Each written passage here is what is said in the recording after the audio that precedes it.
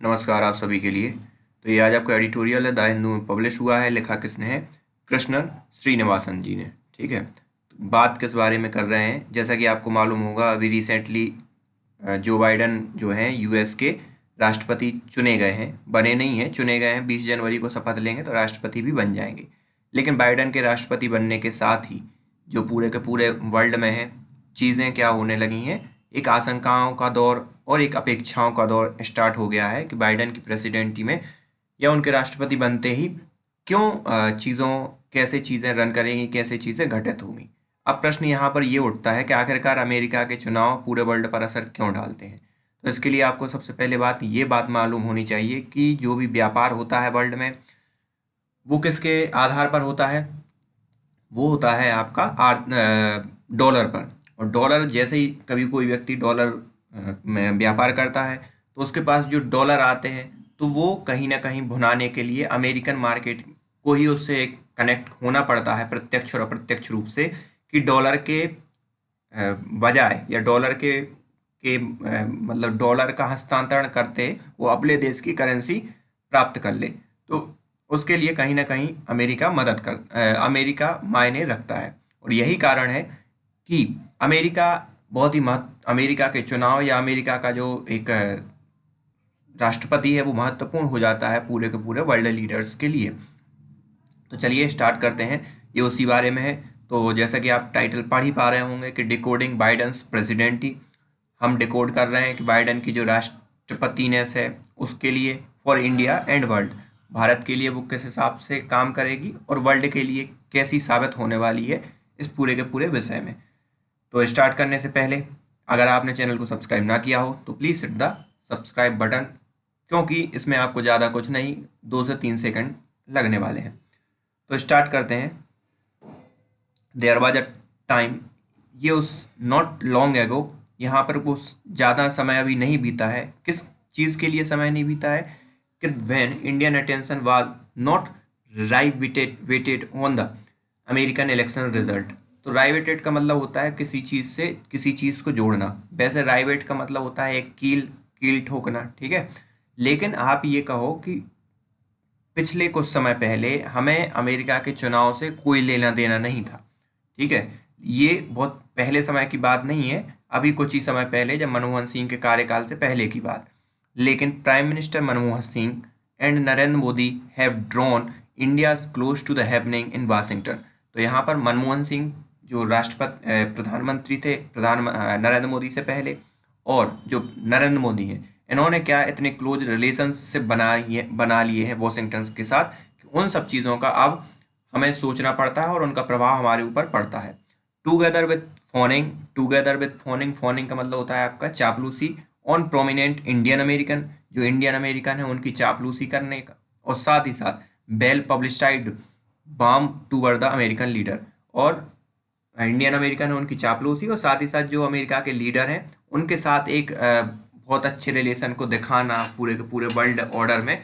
तो ये दोनों चीज़ किसने स्टार्ट की? मनमोहन सिंह और नरेंद्र मोदी ने।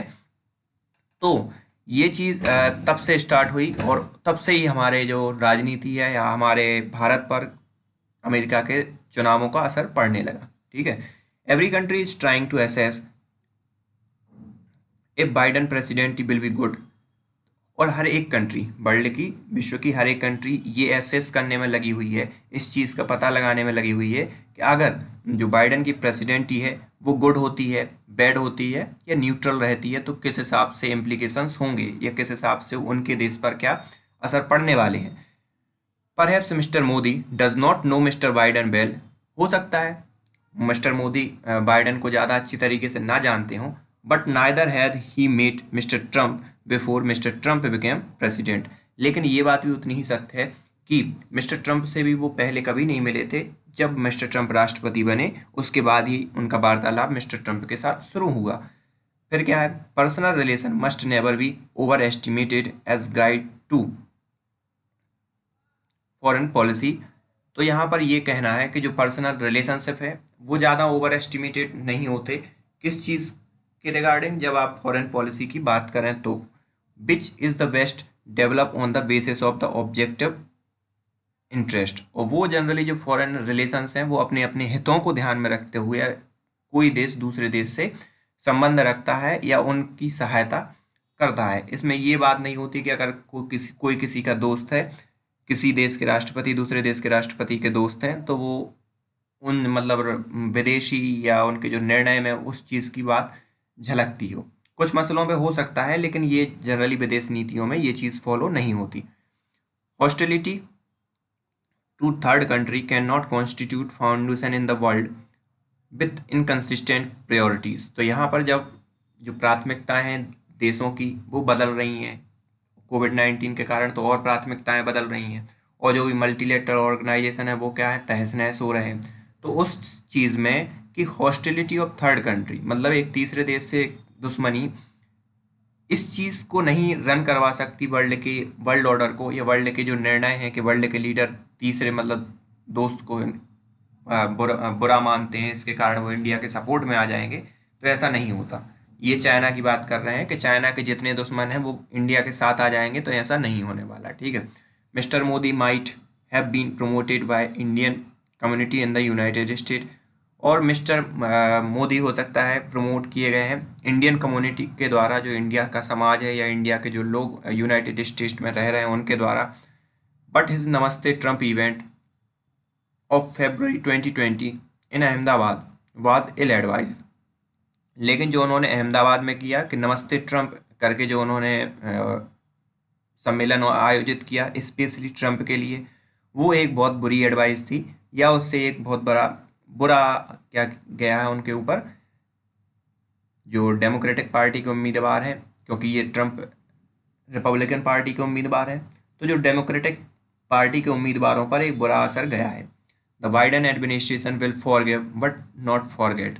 तो यहाँ पर बाइडन का जो एडमिनिस्ट्रेशन है हो सकता है इस चीज़ के लिए माफ़ कर दे, लेकिन वो इसे भूलेगा नहीं। फॉरगिव मतलब माफ़ी, और फॉरगेट मतलब भूलना, ना भूलना। No wishing away Trumpism. ठीक है। Despite being world leader in term of economy, military size and technologies prowess. तो यहाँ पर बजाय इसके कि जो वर्ल्ड में लीडर है कौन, अमेरिका, किसके रिगार्डिंग लीडर है, वो इकोनॉमी मतलब आर्थिक शक्ति में भी अच्छा है, मिलिट्री की साइज में भी अच्छा है, और टेक्नोलॉजिकल कौशल भी उसका क्या है, अच्छा है। प्रोसेस मतलब कौशल। Fear and hatred were dominant feature of the American elections. तो जो फियर है, डर, और जो हेट्रेड मतलब द्वेष, वो एक प्रीडोमिनेंट मतलब एक प्रबल फीचर है कहाँ का, जो अमेरिका के इलेक्शंस हुए उसमें से। ठीक है। Hatred of Republican and Democrat for each other, जो वहाँ पर दो पार्टियां हैं उन दोनों के बिटवीन या उनके समर्थकों के बिटवीन जो एक हेट्रेड है और जो एक द्वेष है, वो fear of what President Trump might do in vindictive destruction during the days before he leave office. और यहाँ पर ये एक और फियर किस चीज़ का है कि जो ट्रंप हैं अब यहाँ पर उनके पास, क्योंकि वो 20 जनवरी तक तो राष्ट्रपति हैं ही, तो व्हाट प्रेसिडेंट माइट डू, क्या करेंगे, जो प्रेसिडेंट है वो क्या करेंगे, विंडिकेटिव डिस्ट्रक्शन, विंडिकेटिव नहीं ये विंडिक्टिव है, तो विंडिक्टिव डिस्ट्रक्शन मतलब प्रतिशोधी, मतलब अब वो रिपब्लिकन पार्टी के उम्मीदवार हैं तो अब राष्ट्रपति रहे नहीं, तो वो कुछ ऐसा बुरा करने का बारे में सोचेंगे कि जो डेमोक्रेट पार्टी है या जो बाइडन की जो पार्टी है उनका कुछ बुरा करके जाए during the day before he leave office, and read that the might find some pretext not to quit at all. तो यहाँ पर जो है कुछ ऐसा मतलब पाए गए हैं, कुछ ऐसे डर जो पाए गए हैं, अभी तक ऐसे एकदम उनकी वो चीज़ें सामने नहीं आई हैं, लेकिन कुछ ऐसी बातें चल रही हैं। Offensive personal insult degraded the dignity of the process. जो भी ऑफेंसिव पर्सनल इंसल्ट है या पर्सनल किसी पर आरोप प्रत्यारोप की बात है, उसने क्या कर दिया है, डिग्रेड कर दिया है डिग्निटी ऑफ द प्रोसेस, जो भी प्रोसेस है उसकी क्रेडिबिलिटी को या गौरव को। ठीक है। And hatred of the mister Trump translated into the support of his opponent. और जो हेट्रेड है जो मिस्टर ट्रंप की, वो डायरेक्टली किस में कन्वर्ट हो जाएगी, इनटू सपोर्ट हिज अपोनेंट। जैसे अगर आपने मिस्टर ट्रंप की आपने बुराई की, तो सीधी सी बात है कि आप दूसरे पक्ष का क्या कर रहे हो, सपोर्ट कर रहे हो। इस हिसाब से वो चीज़ें ले लेते हैं वहाँ के लोग। Even if it was the Elder lacklustre mister Biden, और चाहे if even if it was, चाहे वो मिस्टर बाइडन के परिप्रेक्ष्य में हो या मिस्टर बाइडन के रिगार्डिंग हो, ठीक है। Fear caused the record turnout with over 78 million voting for Mr. Biden and over 73 million for Mr. Trump। और यहाँ पर जो फियर है वो कारण बना है किस चीज़ का, कि जो 78 मिलियन वोटर हैं उन्होंने किसको, मिस्टर बाइडन को वोट किया, 73 मिलियन लोगों ने मिस्टर ट्रंप को वोट किया। The two party will suffer fragmentation, जो दो पार्टी हैं रिपब्लिकन और डेमोक्रेटिक वो फ्रेगमेंट होगी, फ्रेगमेंटेशन से सफ़र कर रही हैं। और कैसे कैसे, इंटरनल कॉन्फ्लिक्ट, और इंटरनल कॉन्फ्लिक्ट को भी क्या कर रही हैं, झेल रही हैं।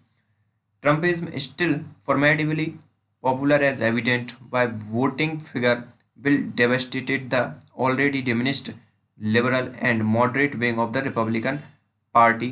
तो यहाँ पर जो है ट्रम्प का जो ट्रम्पिज्म या जो ट्रम्प का जो कार्यकाल है वो किस चीज़ के लिए जाना जाता है, कि जो वोटिंग फिगर है वो डेवास्टेटेड किया गया, will devastated the already diminished the liberal and moderate wing. Liberal मतलब उदारवादी सोच के जो नेता थे रिपब्लिकन के अंदर, उनको क्या क्षति पहुंचाई गई ट्रंप के शासनकाल में। While Democratic suffer clashes with progressive and the centristic accusing each other for parties disappointing electoral result. तो यहाँ पर जो है जो डेमोक्रेट वो किस चीज़ से सफ़र करेंगे, कि प्रोग्रेसिव और सेंट्रिस्टिक अक्यूज करेंगे कि आप प्रोग्रेसिव नहीं हो और एक सेंट्रिस्टिक अप्रोच को फॉलो करते हो, and parties disappointing electoral result, ठीक है। और particular discomfort of America's image, Twitter, Facebook and mainstream TV channel issue warning on the veracity of the mister Trump message and his incitement of the violence. तो यहाँ पर एक बहुत ही discomfort वाली बात यह भी है कि जो बड़े बड़े वहाँ पर जो मीडिया आउटलेट्स हैं या सोशल मीडिया हैं, उन सभी ने एक वार्निंग जारी कर दी है कि आप वेरासिटी मतलब सच्चाई को परख लें मिस्टर ट्रंप के जो भी मैसेज हैं और उनकी जो भड़काने वाली, वायलेंस को भड़काने वाली जो मैसेज हैं उनकी, कि वो सही भी बोल रहे हैं या नहीं बोल रहे हैं। There is apprehensions that before mister president Biden take office in January, mister Trump will cancel many Obama era regulation. और यहाँ पर कुछ ऐसी चीज़ें चल रही हैं कि हो सकता है मिस्टर ट्रंप जो 20 जनवरी को जिनको ऑफिस छोड़ना है उससे पहले वो कुछ ऐसे काम कर जाए और बहुत से ऐसे ओबामा एरा के ऐसे रूल्स एंड रेगुलेशन को क्या कर दें, कैंसिल कर सकते हैं ड्यू टू वही हेड रेट वाले मसले के कारण।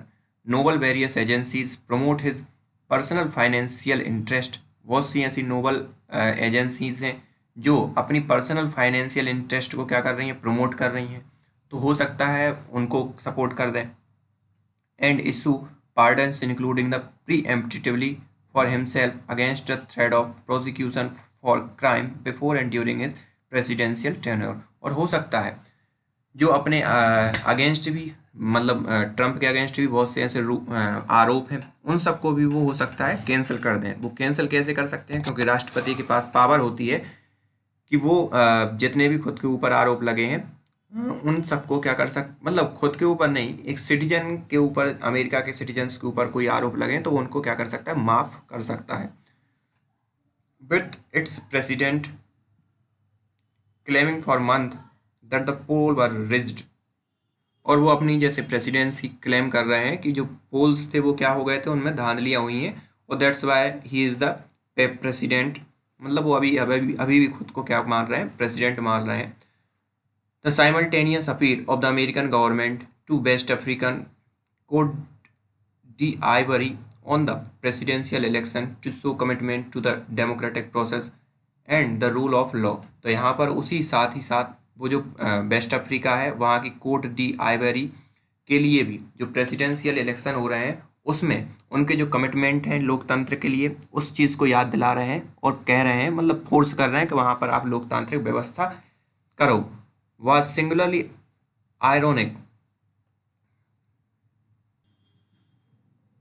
and the refusal of the outgoing administrations to provide briefing for the successor। और यहाँ पर साथ ही add crest to those who accused US of hypocrisy. तो यहाँ पर सीधी सी बात है, एक तरफ तो आप यहाँ पर ये आइवरी कोस्ट में साउथ अफ्रीका में ये कह रहे हो कि आप लोकतांत्रिक व्यवस्था के लिए वो करो, लेकिन आप साथ ही साथ ये भी नहीं कर रहे हो कि जो मतलब जीता है उसके लिए आप प्रेस ब्रीफिंग करो, प्रेस ब्रीफिंग करो, और जो आपके मतलब विरोधी हैं उनके लिए आप क्या स्थान दो, जैसा कि लोकतांत्रिक व्यवस्था में होता है। वो accused the US of hypocrisy for decade. तो जो इससे क्या होती है, उसकी हिपोक्रेसी दिखाई देती है यूएस की। For decade the US situated itself as an arbitrator for verifying democracy around the world। और कई दशकों तक यूएस ने खुद को स्थापित किया है एक आर्बिट्रेटर के रूप में। कई जगह जहां डेमोक्रेसी उसे वर्ल्ड में स्थापित करनी थी वहां पर, ignoring its on discrimination against black, Hispanic, native Americans and other minority that make it difficult and often impossible for them to vote. तो यहाँ पर कई जगह तो लोकतांत्रिक व्यवस्था को उसने स्थापित करने के लिए लड़ाई लड़ी है, लेकिन साथ ही साथ उसने कई जगह ये भी किया है जो खुद के जो डोमेस्टिक उसमें है उस चीज़ को नज़रअंदाज किया। डोमेस्टिक जो चीज़ें गलत हो रही हैं उन सब चीज़ों को क्या किया, नज़रअंदाज किया। 1 in 11 African American adult is in prison on probation और पेरोल। तो यहाँ पर जो 11 जो अफ्रीकन अमेरिकन एडल्ट हैं वो अभी जेल में है, प्रोबेशन पे या पेरोल पे। तो ये सब चीज़ें भी दिखाई देती हैं कि आप घर के लोकतंत्र को तो संभाल नहीं रहे हो, बजाय दूसरे देशों पर आप क्या कर रहे हो, लोकतंत्र का बोझ लाद रहे हो। बोझ नहीं, मतलब लोकतंत्र के लिए पैरवी कर रहे हो, ठीक है। अब क्या है, अब weekend American global dominance has relied on economic, military and cultural power. तो अमेरिका की जो ताकत है, इनके जो हेडिंग्स है उससे ये बता रहे हैं कि अमेरिका की ताकत क्या हो रही है, कम हो रही है। लेकिन अमेरिका की जो ग्लोबल डोमिनेंस है वो किस किस कारण से है, एक आर्थिक रूप से, दूसरा मिलिट्री के कारण, और दूसरा है कल्चरल पावर के कारण। And foreign policy that operate on thread on the force through its military deployed in nearly 800 based in approximately 7 countries. और जो भी वो प्रेशर करता है या जो प्रेशर डालता है दूसरी कंट्रीज पर, वो किस के दम पर डालता है कि जो उसके 800 बेस हैं लगभग 70 कंट्री में जो वर्ल्ड की हैं, और उसी दम पर वो क्या करता है, जो विदेश नीति है उस चीज़ को रन करता है। And extravagant use of direct, secondary and extraterritorial sanction. अब ये सैंक्शन वाली जो बात है वो आर्थिक सैंक्शन की बात है। तो जब मिलिट्री का यूज़ करना हो तो वो इतने जो 800 बेस बना रखे हैं उसने 70 कंट्री में, तो उसका यूज़ करता है। आर्थिक रूप से किसी देश के लिए विदेश नीति में चोट पहुंचानी हो तो वो सैंक्शन लगा देता है, which currently afflict an estimated 30 country and territories. तो इन सैंक्शन से लगभग अभी 30 के लगभग कंट्री या टेरिटरी जो है वो परेशान है अमेरिका के सैंक्शन के कारण, ठीक है। Unilateralism based on the presumed exceptionalism mask America's weakened moral and political authority and loss of the confidence in leadership। और जो तो पहले से जो कुछ चीज़ के परिकल्पना कर लेना, प्रीअज्यूम कर लेना, एक्सेप्शनलिज्म अपवाद को, तो अमेरिका अगर उन सब चीज़ों को आप दरकिनार कर दो तो अमेरिका का जो है वो क्या हो रहा है, वीकन हो रहा है मोरल एंड पॉलिटिकल अथॉरिटी के अंदर, and loss of confidence in leadership. और जो वर्ल्ड के और दूसरे देश हैं वो भी कॉन्फिडेंस खो रहे हैं अमेरिका के अंदर। The US political system is dominated by powerful corporation and entrenched with control political for their own interest and not those of working population। तो यहाँ पर सीधी सी बात है, जो बड़े बड़े ऑर्गेनाइजेशन में उनमें अमेरिका का हस्तक्षेप प्रत्यक्ष अप्रत्यक्ष रूप से बहुत है, और इसी के कारण वो डोमिनेट करता है वर्ल्ड पॉलिटिक्स को और भी चीज़ों को वो, और इस हिसाब से वो अपने खुद के हितों को ध्यान में रखता है, ना कि जो वर्किंग पॉपुलेशन है उनको ध्यान में रख के काम करता है। Massive trade deficit reveal that US is no longer a manufacturing economy. जो इतनी बड़ी उसकी जो ट्रेड डेफिसिट है वो ये बताती है कि अब अमेरिका जो है मैन्युफैक्चरिंग इकोनॉमी तो नहीं है। And collapsing social conditions are indicator of deficiency ranging from health care to civic infrastructure. और जो सोशल कंडीशंस है वो भी क्या हो रही हैं, कोलेस्प हो रही हैं। जो इंडिकेटर्स हैं डिफिशियंसीज उन सभी डिफिशियंसीज को, चाहे हेल्थ केयर हो या चाहे सिविक इंफ्रास्ट्रक्चर हो, उन सभी का। India apprehended a lessening of American pressure on China as does Taiwan. और इंडिया ने भी क्या है, प्रेशर किया है कि lessening of America pressure on China as does Taiwan, जैसा कि ताइवान ने फील किया है। Russia fear mister Biden's would oppose almost complete North Stream pipeline, और रसिया क्या है, डरा हुआ है मिस्टर बाइडन को लेकर। Would oppose the almost complete North Stream pipeline, वो नॉर्थ स्ट्रीम पाइपलाइन उनको क्या करेंगे, अपोज करेंगे। Reprise his erstwhile companies against Russia in Eastern Europe, और जो अपनी कंपनी है उनको रसिया के अगेंस्ट ईस्टर्न यूरोप में काम करने के लिए बोलेंगे। And that incoming team of Obama बेटर्स will pursue N aggressive interventionist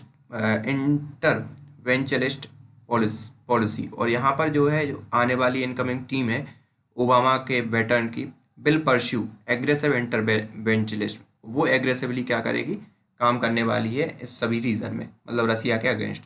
China fear more acute trade war, और चाइना डरा हुआ है, हो सकता है और एक्यूट ट्रेड वार हो जाए। And Obama era hostile pivot to Asia, और ओबामा एरा की जो शत्रुतापूर्ण जो वो था एशिया के अंदर,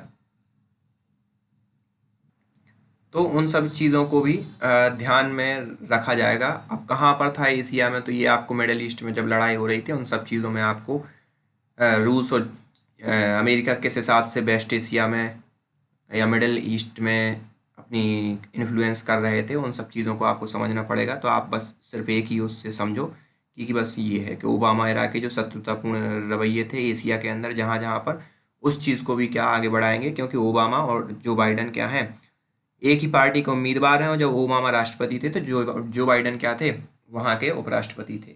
Israel and some Gulf state are warning against diminishing pressure of Iran, और जो इसराइल है और कुछ गल्फ स्टेट हैं, वो चेतावनी दे रहे हैं किस चीज़ के लिए, कि आप ईरान पर अपने सैंक्शन हैं उनमें कुछ नरमी मत बरतना, क्योंकि ईरान पर सैंक्शन, ईरान, इजराइल और साथ ही साथ सऊदी अरेबिया, इन सभी के लिए क्या है, खतरा है या एक प्रतिद्वंदी है।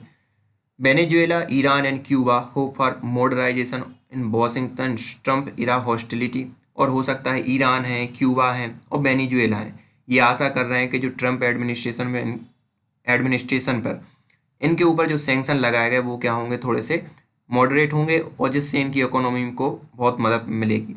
Europe seek greater respect and consideration, और यूरोप देख रहा है बहुत ही रिस्पेक्ट के साथ और consideration.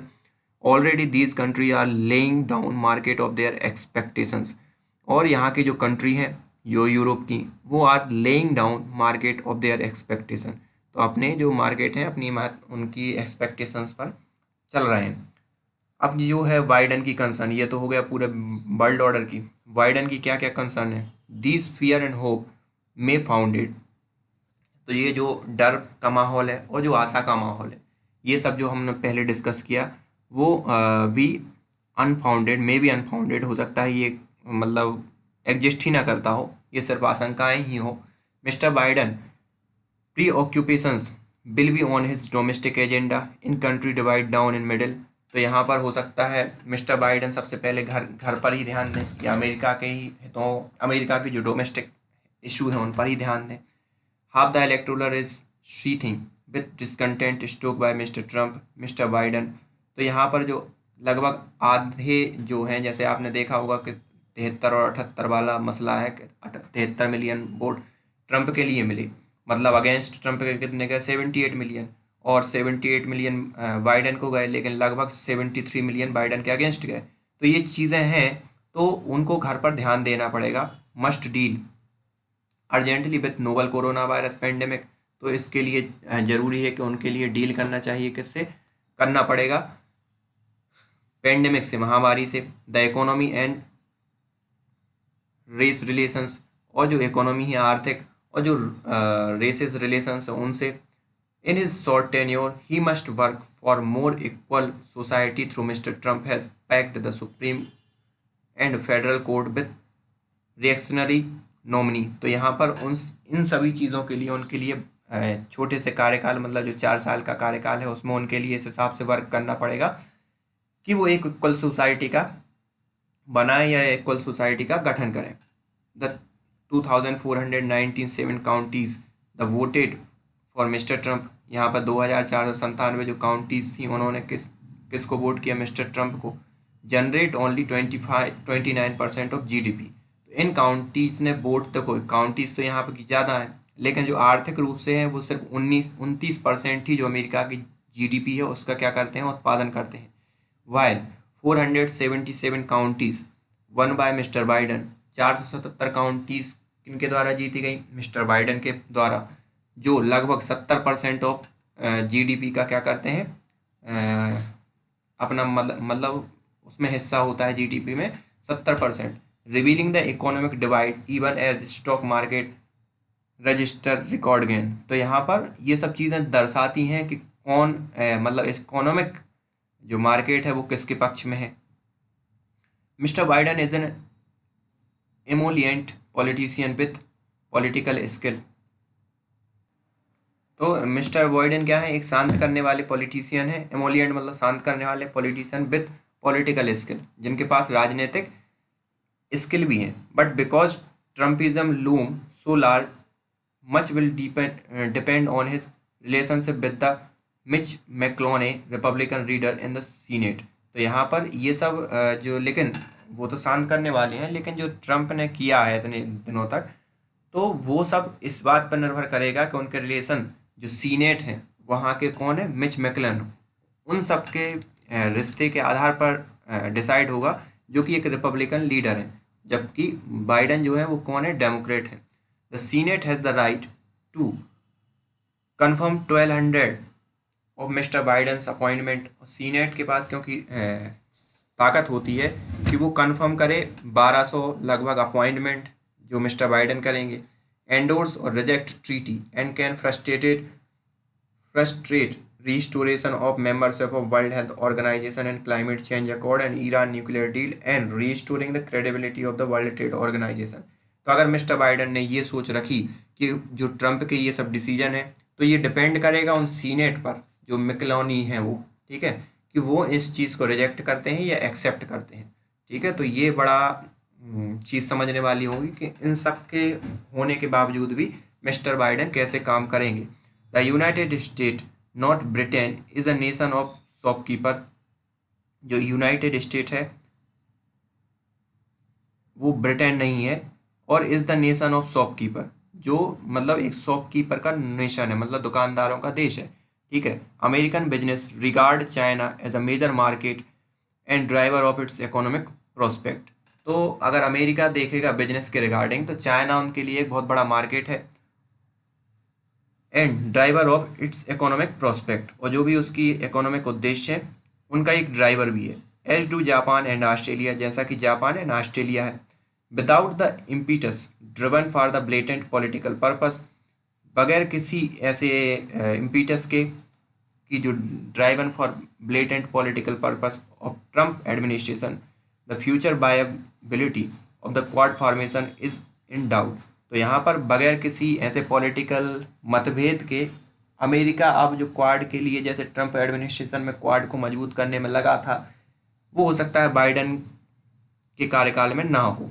New Delhi should concentrate on building it's economy, और तो इसलिए क्या करना चाहिए, जो नई दिल्ली है या भारत के लिए अपने कॉन्सेंट्रेट करना चाहिए अपनी इकोनॉमी को बिल्ड करने के लिए, and reset its external relation reverting to the recent discarded formulation of pluralistic multi alignment.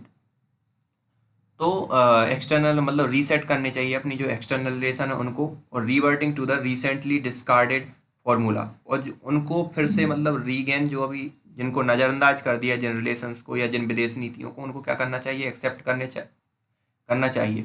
और discarded formula of pluralistic multi alignment. Pluralistic multi alignment को बहुत से ऐसे ग्रुप में जिनको इंडिया के पास मौका था कि वो उनका मेंबर बन जाए, तो उन सब चीज़ों को फिर से सोचना चाहिए और उनको मतलब सीधी सी बात है उनका पार्ट बनना चाहिए।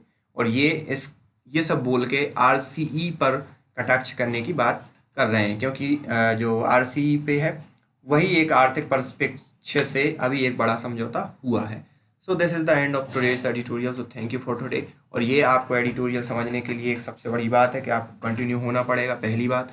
दूसरी बात, अगर आप कंटिन्यू नहीं हो तो आपको कम से कम करंट अफेयर्स के बारे में जानकारी होना चाहिए, नहीं तो एक एडिटोरियल 3 से 4 घंटे में खत्म होगा। ये मेरी बात है, आधे घंटे में आप पूरे के पूरे एडिटोरियल को समझने में के लिए थोड़ा सा आपको बैकग्राउंड, पृष्ठभूमि, बैकड्रॉप, इन सब चीज़ों की बात मालूम होनी चाहिए। तो आई होप आपको समझ में आया होगा।